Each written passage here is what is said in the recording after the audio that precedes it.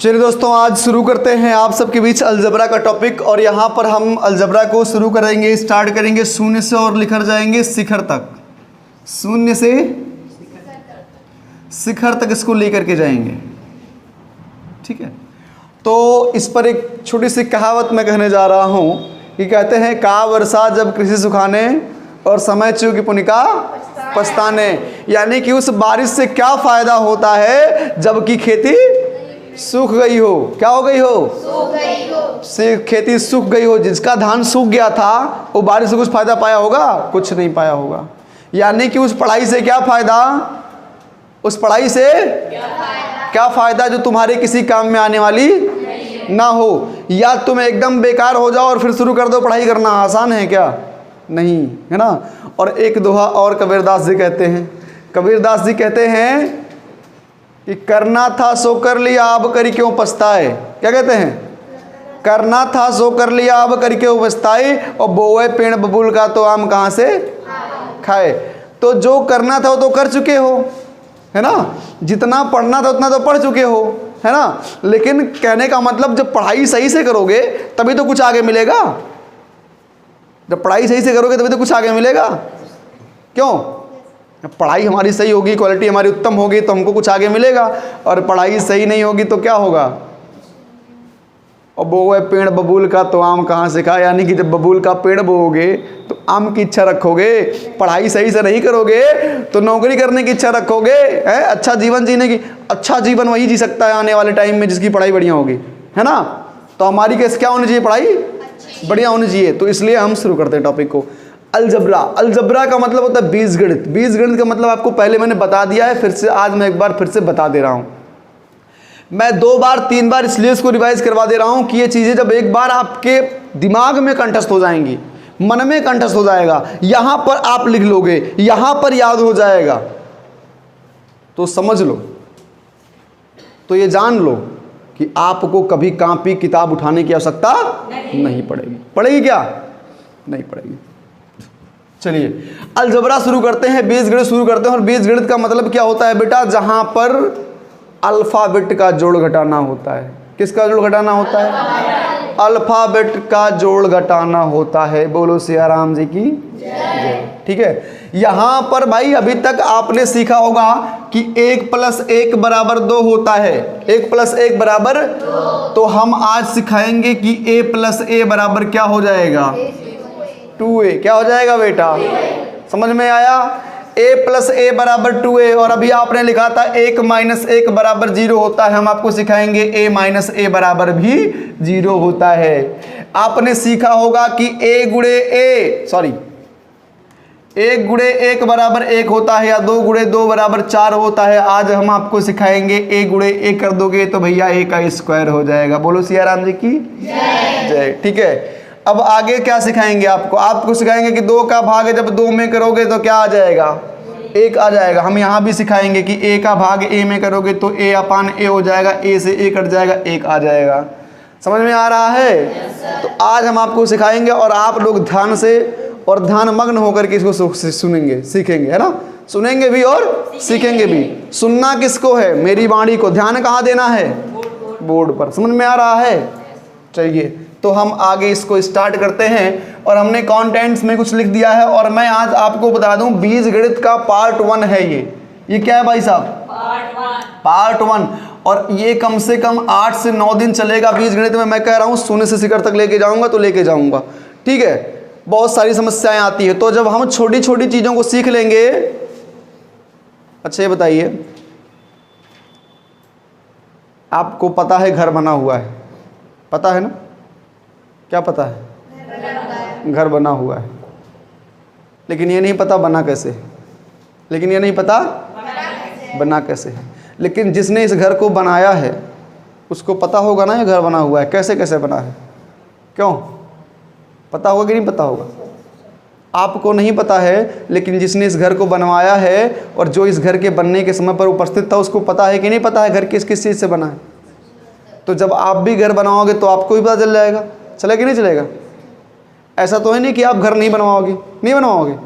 अरे पढ़ोगे लिखोगे, अच्छी नौकरी करोगे, अच्छा जीवन जियोगे, तो घर जरूर बनवाओगे, और जब घर बनवाओगे तो आपको भी पता लगेगा कि घर में ये चीज़ें लगती हैं। समझ में आ रहा है? तो हम भी शुरू करते हैं। हाँ, हमको पता है तो आपको भी पता चलेगा। क्यों? हमको पता है तो आपको भी पता चलेगा। चलिए शुरू कर लेते हैं। सबसे पहले हम आपको दो चीज़ें दिख देते हैं। चलिए, जैसे हम इसको हिंदी इंग्लिश दोनों टाइप में बता देंगे, जिससे आपको समस्या ना हो। ठीक है? और बाद में ही आप नोट्स बनाइएगा। पहले आप ध्यान से इसको लिखिएगा, फिर बाद में इसको नोट कीजिएगा। ठीक है? सबसे पहले हम बताते हैं कि हमने जोड़ना क्या शुरू किया भैया। 1 + 1 = 2 होता है। ये हमने जोड़ना शुरू किया, और आज हम आपसे कह रहे भैया a + a जोड़ लो। अब आप कहोगे सर जी आपने 1 + 1 जोड़ दिया तो 2 हो गया, a + a जोड़ोगे तो क्या होगा? तो आपको दिखाई दे रहा है कि a + a जोड़ेंगे तो कितनी संख्या बढ़ जाएगी? 2 हो जाएगी, नहीं हो जाएगी? 2 हो जाएगी। और कैसे 2 हो जाएगी? ध्यान दीजिएगा। अगर कोई अल्फ़ाबेट लिखा हुआ है, अगर कोई अल्फ़ाबेट नंबर लिखा हुआ है, तो अगर उसके आगे कोई भी संख्या नहीं है तो आप समझ लीजिए कि यहाँ 1a और +1a लिखा हुआ है। अब क्या हो गया? समझ में आ रहा है? बढ़िया समझ में आना चाहिए आपके। ठीक है? a + a लिखा हुआ है, a + a लिखा हुआ है। अब यहाँ पर आप देख रहे हो कि सर a + a लिखा हुआ है, यहाँ 2a आ गया। सर ये 2 कहाँ से आया? आप भी सोचेंगे 2 कहाँ से आया। भाई क्वेश्चन आना चाहिए, समझ में आना चाहिए कि 2 कहाँ से आ गया, 2 कैसे आ गया, कैसे आ गया 2? तो मैंने कहा कि जब अल्फ़ाबेट लिखा हुआ हो, कोई अल्फ़ाबेट लिखा हुआ हो, तो अगर उसके सामने कोई भी संख्या ना लिखी हुई हो तो आप क्या कहेंगे? आप कहेंगे इसके सामने 1 लिखा है। 1a और 1a ऐड कर दोगे, कितना हो जाएगा बेटा? 2a। कितना हो जाएगा? 2a। समझ में आ गया? अच्छा, अगर हम 2 का गुणा 2 में करवा देंगे तो कितना हो जाएगा बेटा? 4 हो जाएगा। और अभी आप कहोगे सर जी इस ऐसे कैसे? ये देख लीजिए, a का गुणा a में करवा देंगे, a² हो जाएगा। हो जाएगा ना? अब यहाँ पर लिखा क्या है? 1a × 1a, तो a का गुणा 1 में करवाओगे 1 ही आएगा, a का गुणा a में करवाओगे a का स्क्वायर हो जाएगा। हो जाएगा कि नहीं? बोलो सियाराम जी की जय। चलिए आगे बढ़ते हैं। समझ में आया ये चीज़? अगर ये चीज़ समझ में आ गया है तो देखिए, इसको भी एक घेरा बना लीजिए और इसको भी घेरा बना लीजिए। अब कहेंगे सर जी इसको क्या कहते हैं और इसको क्या कहते हैं? दोनों का नाम तो होगा, कुछ ना कुछ नाम तो होगा ना। इसको भी जानना जरूरी है, इसको भी जानना है। दोनों चीज़ का नाम तो होगा, नाम होगा कि नहीं होगा? नाम होगा दोनों चीज़ का। तो इसको हम बोलते हैं बेटा चर। क्या बोलते हैं? हिंदी में क्या बोलते हैं? और इसको बोलते हैं अचर। क्या बोलते हैं बेटा? अचर। Very good. उल्टा करवा दिए तुम लोग, करवाए उल्टा? करवा दिया ना उल्टा? दिमाग पर जोर दोगे तो ये क्या है? ये चर है। दिमाग पर जोर नहीं देते हो, है ना? एक चीज़ जान लो, सामने खड़ा होने वाला टीचर भी गलत पढ़ा सकता है ना? जैसे मैंने कैसे बता दिया कि ये चर है या अचर है, आप मान लिए? नहीं, अगर आप पढ़े हो तो मत मानिए। आप कहिए नहीं 1 + 1 2 ही होता है। 3 कोई कितना ही बताए, आप क्या कहिए? 2 ही होता है। ठीक है? ये अचर है और ये इसको अंग्रेजी में क्या बोलते हैं? कांस्टेंट बोलते हैं। क्या बोलते हैं बेटा? और इसको क्या बोलते हैं? और अगर आपको मैंने कहा कि इसका नाम कांस्टेंट ना याद हो तो आप क्या कर लीजिए? आप वेरिएबल के आगे नॉन वेरिएबल लिख दीजिए। लिख देंगे तो ये भी अचर कहलाएगा। समझ में आ गया? तो भाई चर क्या हो गया? अभी मैंने कहा कि वेरिएबल भी मैं बताऊंगा, कांस्टेंट भी बताऊंगा, इसके बाद मैं पॉलिनोमियल की बात करूंगा। ठीक है? तो अभी मैं सिर्फ किसकी बात कर रहा हूं? वेरिएबल की बात कर रहा हूं, कांस्टेंट की बात कर रहा हूं। कांस्टेंट क्या होता है? नंबर्स होते हैं, चाहे वो 1 लिख दिया जाए, 2 लिख दिया जाए, 3 लिख दिया जाए, 4 लिख दिया जाए, 5 6 7 8 जो भी लिखते चले जाइए, जो भी लिखते चले जाइए, जो भी लिखते आप चले जाइए, सारे के सारे कांस्टेंट होते हैं। और दूसरी बात, कांस्टेंट की सीमा नहीं होती। कांस्टेंट कोई सीमा होती है? होती है तो बताओ। नहीं होती है। कांस्टेंट की कोई सीमा नहीं होती, क्योंकि ये अनंत है। आप गिनती करते चले जाइए, काउंटिंग करते चले जाइए, काउंटिंग करते चले जाइए। अब भाई तुम्हारा क्या नाम है? तुम्हारा इसका हाँ, तुमको नींद लग रहा है? हाँ कंफर्म नींद लग रहा है तुमको। आंख 2 बार तुम्हारी बंद हुई है। कथा नहीं बाँच रहे हैं, ठीक है। यहाँ पर ध्यान दो, कथा नहीं सुनोगे तो भी काम हो जाएगा, लेकिन पढ़ोगे नहीं तो काम नहीं होगा, समझ लीजिए, है ना।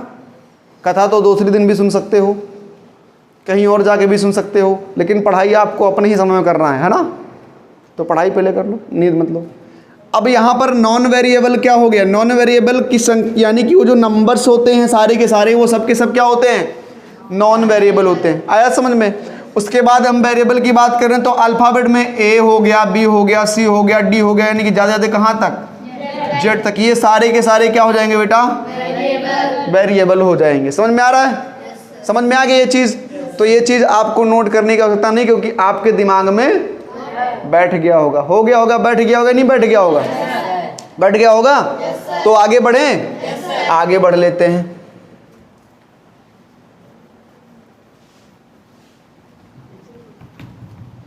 समझ में आ रहा है एकदम से।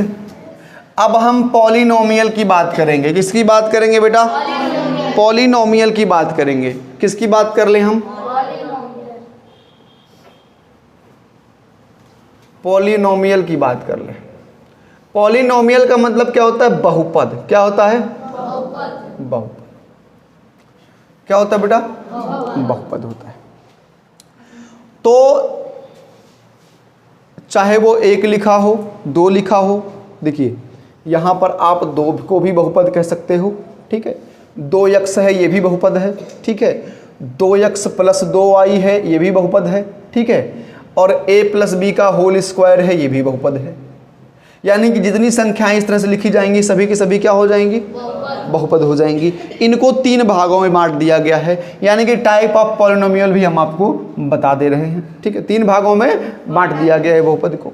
पॉलिनोमियल का मतलब क्या होता है, बहुपद होता है, और इस तरह से संख्याएं लिखी होती है, यही बहुपद कहलाती है। समझ में आ गया।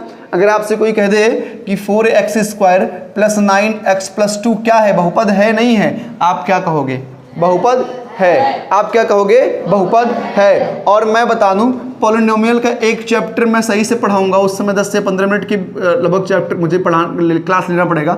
उसमें मैं पॉलिनोमियल बता दूंगा कि कौन कौन सा पॉलिनोमियल नहीं होता है, कौन कौन सा बहुपद नहीं होता है, कौन कौन सा बहुपद होता है। 9th में आता है, ठीक है। तो मैं इसको बता दूंगा। फिलहाल अभी मैं बहुपद की बात कर ले रहा हूँ, ठीक है। तो इस तरह से लिखा हुआ है तो बहुपद है, ठीक है। अगर लिखा हुआ है 5x + 3y तो ये बेटा ये भी बहुपद है। अगर लिखा हुआ है 5x तो ये भी क्या है, बहुपद है। और अगर लिखा हुआ है 2 तो ये भी क्या है, बहुपद है। अब बहुपद 3 प्रकार के होते हैं। कितने प्रकार के होते हैं बेटा, तो समझ में आ रहा है ये चीज। बहुपद 3 प्रकार के होते हैं। कौन कौन से, मैं तीनों प्रकार के बहुपद यहाँ पर आपको दर्शा दे रहा हूँ और इनके बारे में बता दे रहा हूँ, ठीक है। पहला होता है बेटा मोनोमियल। क्या होता है बेटा, मोनोमियल। मोनोमियल का मतलब होता है एक पदीय बहुपद। क्या होता है, एक पदीय बहुपद।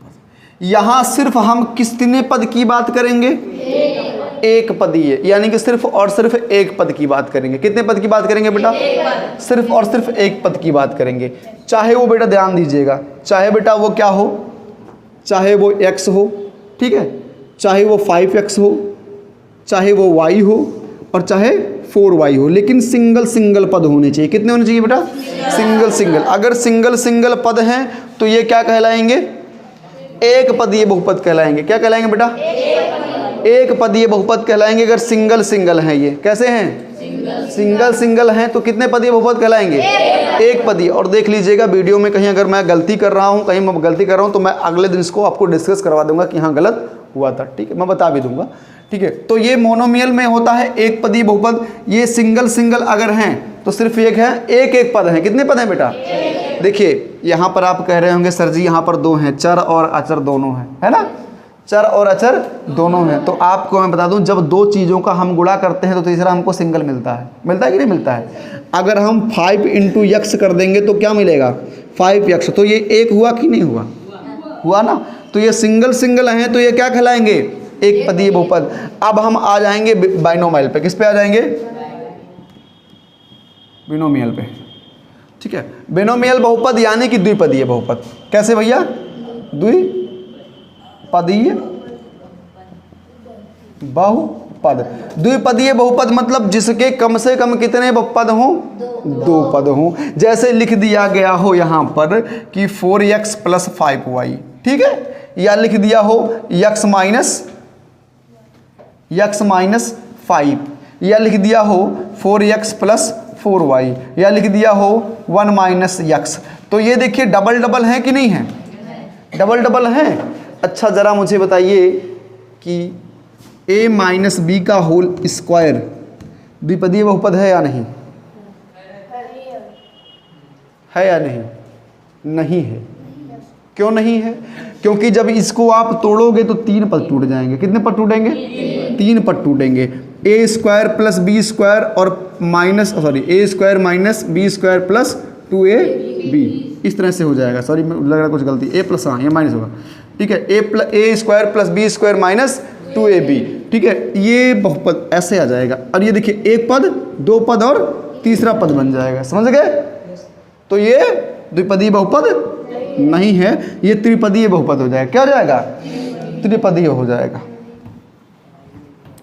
तो ये चीज समझ गए आप। अब हम आते हैं ट्रिनोमियल पर। किस पे आते हैं? यानी कि त्रिपदीय बहुपद। कितने? त्रिपदीय बहुपद। अब त्रिपदीय बहुपद क्या है? त्रिपदीय बहुपद का मतलब जैसे कि मैंने आपको बताया, यहाँ लिख दिया गया हो x + y + 5, तो कितने पद हो गए बेटा? 3 पद हो गए। अगर यहाँ लिख दिया हो a + b का होल स्क्वायर, इसमें कितने पद होंगे बेटा? 3 पद होंगे। समझ में आ रहा है कि नहीं समझ में आ रहा है? तो ये त्रिपदीय बहुपद में आएंगे। किस बहुपद में आएंगे? त्रिपदीय बहुपद में आएंगे। तो इनको आप नोट कर लिए। इसके बाद हम चलते हैं टर्म्स पर, पढ़ाते हैं टर्म्स।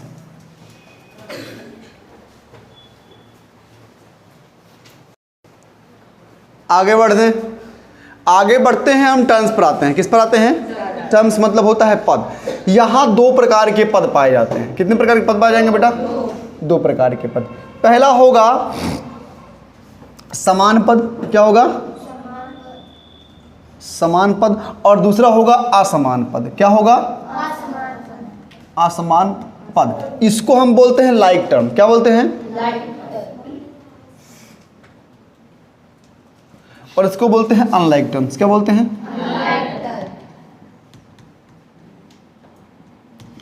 ये चीजें इतनी याद रहें कि यह समान पद हो गया, यह असमान पद होगा, एक लाइक टर्म होगा, एक अनलाइक टर्म होगा। ठीक है, समझ में आया?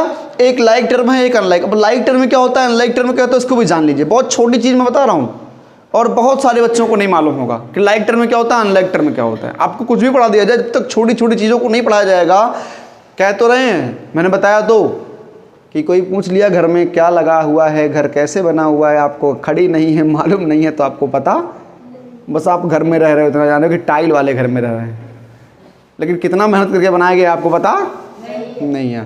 ठीक है, तो समान पद का मतलब होता है, समान पद का मतलब होता है कि जिस पद में, यहां मैं लिख दे रहा हूं हिंदी से, जिस पद में अचर पद और चर राशि पर लगा घात, किस पर? चर राशि पर लगा घात,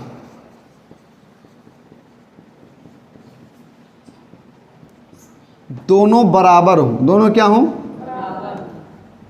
दोनों बराबर हो।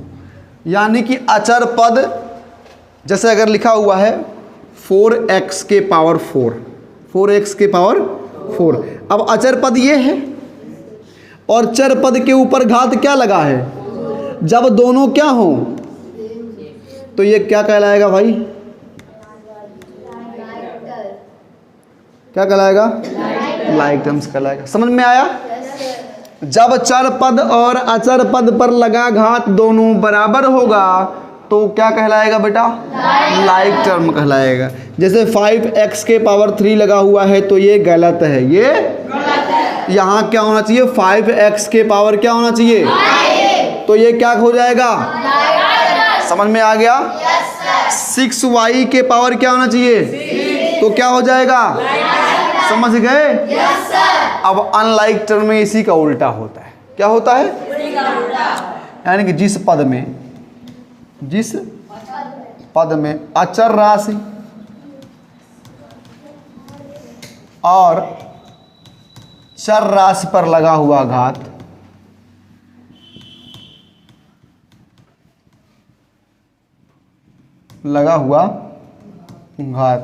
बराबर ना हो। बस ये लाइक टर्म हो गया। और अगर यहां 4x के पावर 2 लिख दो तो क्या हो जाएगा बेटा? अनलाइक टर्म्स हो जाएगा। Any problem? समझ गए? Yes sir. उठाओ तो। समझ गए कि नहीं समझ गए? समझ गए ये चीज? अगर लिखा हो 3x के पावर 6 हो तो क्या हो जाएगा? अनलाइक टर्म हो जाएगा। समझ गए ना इस चीज को? नोट कर लीजिए तुरंत। चलिए हम यहां शुरू करते हैं गुणांक यानी कि सफिशिएंट। ठीक है, गुणांक बीजगणित में बहुत इंपॉर्टेंट थिंग्स होता है, अलजेब्रा में बहुत इंपॉर्टेंट चीज होती है। ये जो गुणांक है सबसे इंपॉर्टेंट, इसको याद रखना चाहिए हमेशा। जैसे कि मैंने स्टार्टिंग में आपसे बताया था कि गुणांक क्या होता है। गुणांक का मतलब क्या होता है? जब दो अंकों का गुणा होता है तो साथ वाले अंक को जिस अंक में जिस अंक के साथ गुणा किया जाता है उसको उसका क्या बोलते हैं? गुणांक बोलते हैं। अब ध्यान दीजिए, जैसे लिख दिया गया हो कि 2 गुणे 2, यानी कि 2 का गुणांक क्या है भाई? 2 है। 2 का गुणांक क्या है? 2 है। या इस 2 का गुणांक क्या है? 2 है। ठीक है, यानी कि अगर यहाँ लिख दिया गया 4 गुणे 3, तो अगर पूछा जाएगा 4 गुणांक क्या है तो आप क्या कहोगे? 3 है। और अगर आपसे पूछा जाएगा 3 का गुणांक क्या है तो आप क्या कहोगे? 4। तभी तो 12 आएगा। समझ में आ रहा है कि नहीं समझ में आ रहा है? तो ऐसे ही बीजगणित में होता है। ठीक है, जैसे लिखा हुआ हो 2x + 9y, इसमें पूछा जाए कि x का गुणांक, क्या पूछा जाए? x का गुणांक। और अगले में पूछ लिया जाए y का गुणांक, y का गुणांक। ऐसे पूछ लिया जाए कि x का गुणांक क्या है और y का गुणांक क्या है, मतलब जो ये x दिया है इसका गुणांक क्या है और जो ये y दिया है इसका गुणांक क्या है। तो यहाँ पर आप ध्यान से देखेंगे तो यहाँ लिखा हुआ 2 गुणे x, क्या लिखा है? 2 गुणे। और यहाँ क्या लिखा हुआ है? 9 गुणे y, 9 गुणे y। तो यानी कि x का गुणांक क्या है? 2 है और y गुणांक क्या है? 9 है। समझ गए? समझ गए? देखिए, चर राशि के साथ जो अचर राशि दी जाती है वही उसका गुणांक होता है। सिंपल सी बात। चर राशि के साथ जो अचर राशि दी जाती है, यहां लिख देंगे चर राशि के साथ जो अचर राशि लिखी जाती है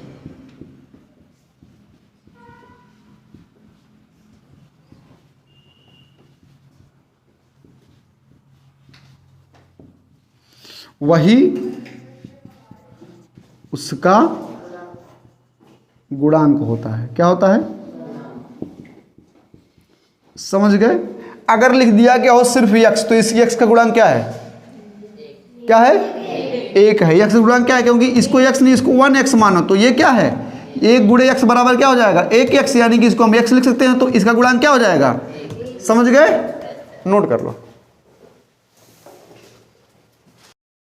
इसके आगे कल वाली वीडियो में मैं आपको बताऊंगा कि घात संख्या के आधार पर बहुपद के बारे में। ठीक है, घात संख्या के आधार पर बहुपद। आज यहीं पर इसको हम एंड करते हैं। यानी कि मेरा आज मैंने 6 कंटेंट उठाया था, 6 के 6 कंटेंट पूरे हो गए। समझ में आ गया ना? ठीक है, मिलते हैं अगले वीडियो में।